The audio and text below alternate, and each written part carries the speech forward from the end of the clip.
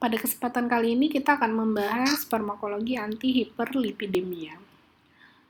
Untuk itu sebelumnya kita perlu membahas dulu tentang lipid atau lemak, yang mana di dalam tubuh nanti lipid atau lemak kita akan mengenal 3 jenis. Yang pertama adalah trigliserid, kemudian kolesterol, dan fosfolipid. Adapun lemak atau lipid ini memiliki fungsi masing-masing bagi tubuh. Misalnya seperti trigliserid, ini di dalam tubuh berfungsi sebagai penghasil energi dan juga cadangan energi yang disimpan di dalam jaringan adiposa. Kemudian untuk kolesterol, biasanya berfungsi sebagai bahan bangun esensial bagi tubuh untuk mensintesis zat-zat penting seperti membran sel, serat saraf, hormon kelamin dan anak ginjal, kemudian vitamin D dan juga asam empedu. Nah, ketiga jenis lipid ini diperoleh dari makanan yang dimakan, kemudian makanan tersebut masuk ke dalam saluran cerna, di mana nanti di usus akan mengalami proses resorpsi, yang mana resorpsi dari lemak atau lipid ini perlu bantuan asam empedu. Asam empedu di sini berperan untuk mengemulsi lemak atau lipid yang kemudian diresorpsi di usus. Nah, perlu kita ketahui bahwa lemak maupun lipid ini tidak larut dalam air, sehingga dia juga tidak bisa larut dalam darah.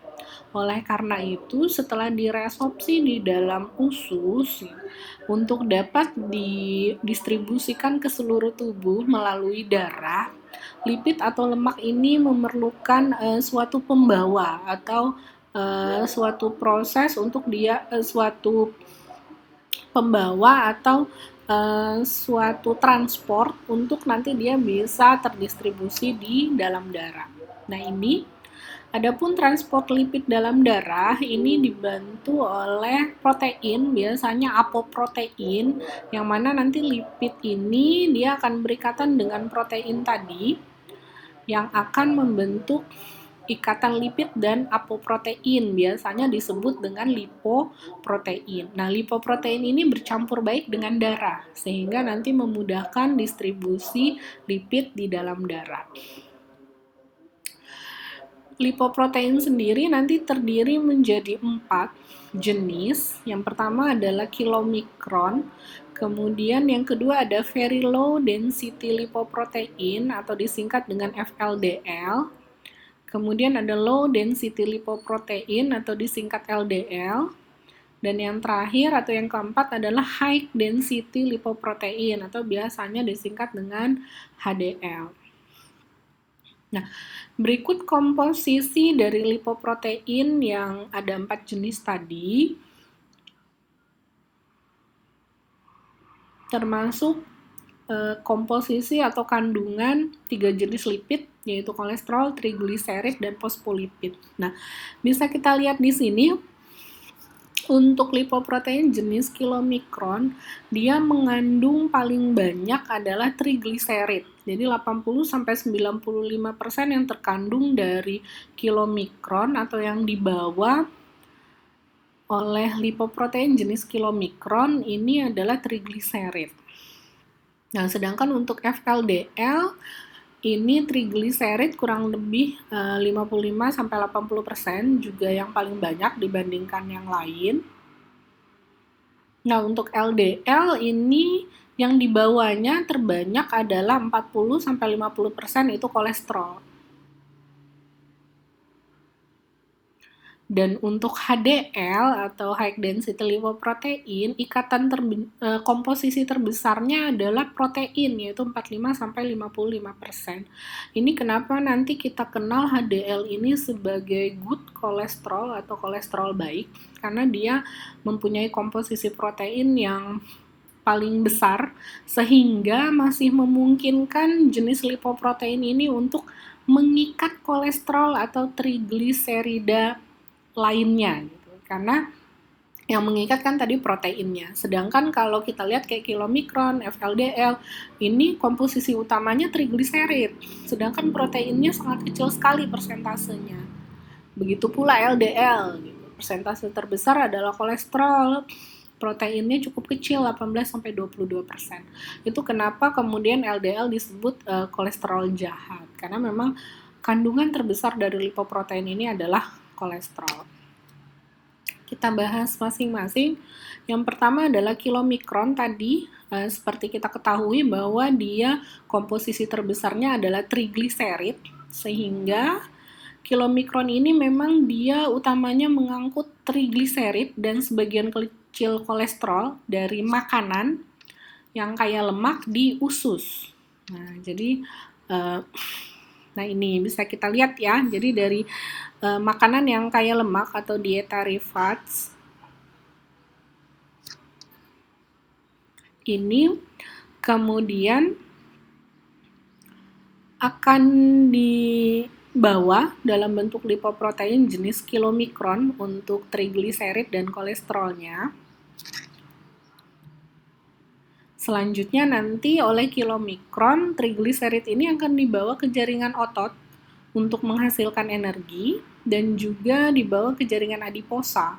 Nanti di sana disimpan sebagai cadangan energi. Nah, ini bisa kita lihat ya. Jadi kilomikron, kemudian nanti dia menuju atau bertransportasi menuju ke jaringan otot dan jaringan adiposa untuk menghasilkan energi dan untuk cadangan energi tadi. Nah, di jaringan otot dan di jaringan adipose nanti dia akan dibantu oleh enzim lipoprotein lipase, sehingga nanti akan dihasilkan asam lemak yang mana di jaringan otot digunakan sebagai penghasil energi, sedangkan di jaringan adiposa dia akan disimpan sebagai cadangan energi kalau memang nanti tubuh kekurangan energi. Selanjutnya, kolesterol dan sebagian trigliserid itu dibawa ke hati oleh kilomikron remnan. Jadi kilomikron remnan ini adalah lipoprotein jenis kilomikron yang sudah kehilangan sebagian trigliserida. Karena tadi trigliseridanya kan dalam proses dari usus gitu kemudian ke hati dia akan didistribusikan ke jaringan otot dan juga jaringan adipose. Nah, di sana trigliseridanya dihantarkan oleh kilomikron tadi, sehingga kilomikron yang tadi awalnya mengandung sejumlah besar trigliserid, gitu trigliseridnya karena sudah dihantarkan ke jaringan otot dan jaringan adipose, maka kilomikronnya akan kehilangan sejumlah trigliserid tadi, sehingga nanti menjadi kilomikron remnan. Yang selanjutnya dia akan membawa sisa trigliserid dan kolesterol ke hati. Jadi bisa kita bilang kilomikron ini adalah lipoprotein yang berfungsi untuk membawa atau proses transport trigliserid dan kolesterol yang bersumber dari makanan di usus yang nanti akan dibawa atau ditransportasi menuju ke hati. Tapi sebelumnya dia akan masuk ke jaringan otot dan juga jaringan adipose. Nah, ini dia rute terakhirnya kilomikron adalah ke hati. Kemudian jenis lipoprotein yang kedua adalah very low density lipoprotein. FLDL ini dia adalah jenis lipoprotein yang berfungsi untuk transport trigliserid dan kolesterol dari hati.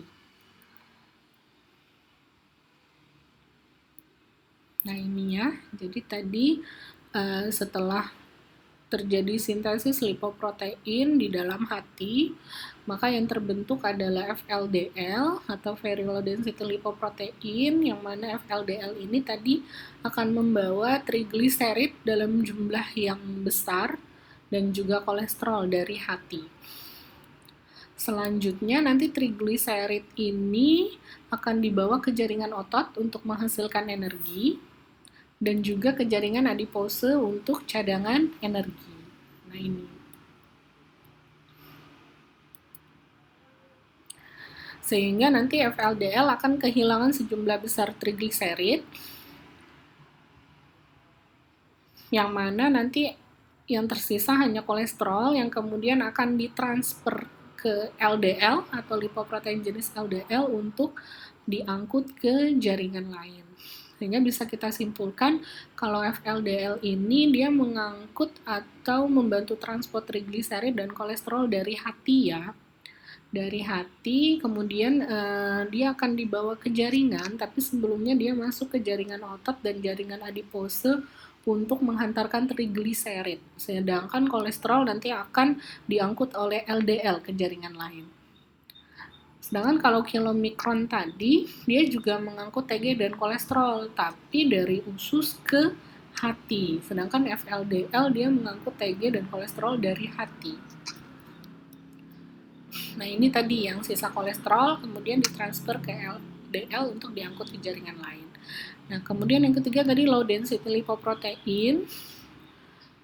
Seperti sudah dijelaskan, dia mengangkut kolesterol dari hati. Makanya komposisi terbesarnya adalah kolesterol tadi, 40-50%. Kolesterol sendiri nanti akan dibawa ke jaringan sebagai bahan bangunan esensial untuk zat penting bagi tubuh. Nah ini, jadi dia untuk proses metabolisme sel, yang mana kolesterol dapat mengendap pada dinding pembuluh dan mengakibatkan aterosklerosis. Kemudian jenis lipoprotein yang keempat adalah high density lipoprotein atau HDL. HDL ini dia akan mengangkut kelebihan kolesterol dan asam lemak dari jaringan-jaringan, dari jaringan perifer. Nah ini kolesterol yang tadi kelebihan di jaringan perifer akan diangkut oleh HDL. Kolesterol ini nanti akan dibawa ke hati untuk diubah menjadi asam empedu. Asam empedu ini tadi diperlukan untuk proses absorpsi lemak di usus. Nah ini ya, jadi dia HDL nanti akan kembali ke hati, yang mana dia mengangkut kelebihan kolesterol gitu, ataupun asam lemak yang ada di jaringan perifer. Yang mana tadi kolesterol dan asam lemak tadi akan digunakan untuk membentuk asam empedu di hati. Makanya kenapa dia kemudian disebut dengan good kolesterol atau kolesterol baik. Karena tadi dia mengangkut kelebihan-kelebihan kolesterol maupun asam lemak dari jaringan-jaringan untuk selanjutnya dibawa ke hati. Nah ini sama ya metabolisme lipoprotein. Jadi tadi di usus makanan yang kaya lemak akan diabsorpsi lemaknya gitu dalam bentuk trigliserid dan kolesterol dengan bantuan asam empedu yang kemudian dia akan dibawa oleh kilomikron, di mana kilomikron ini tadi kaya trigliserid tapi juga mengandung sejumlah kolesterol. Nah, yang mana nanti kemudian kilomikron ini akan membawa sejumlah besar trigliserid dan sejumlah kolesterol tadi menuju ke hati, tapi sebelumnya dia akan dihantarkan dulu ke beberapa jaringan, yaitu jaringan otot dan juga jaringan adipose. Jaringan otot nanti dia sebagai sumber energi, sedangkan di jaringan adipose tadi sebagai cadangan energi, yang mana nanti di proses transport dari kilomikron ke jaringan adipose maupun jaringan otot ini ada bantuan enzim lipoprotein lipase untuk merubah trigliserid tadi menjadi asam lemak bebas. Nah, kemudian tadi setelah melewati jaringan adipose dan jaringan otot, maka trigliserid dan kolesterol akan dihantarkan ke hati dalam bentuk kilomikron remnan, yang mana tadi kilomikron remnan ini adalah jenis kilomikron yang sudah kehilangan sejumlah besar trigliserid, sehingga dia hanya mengandung sejumlah kecil trigliserid.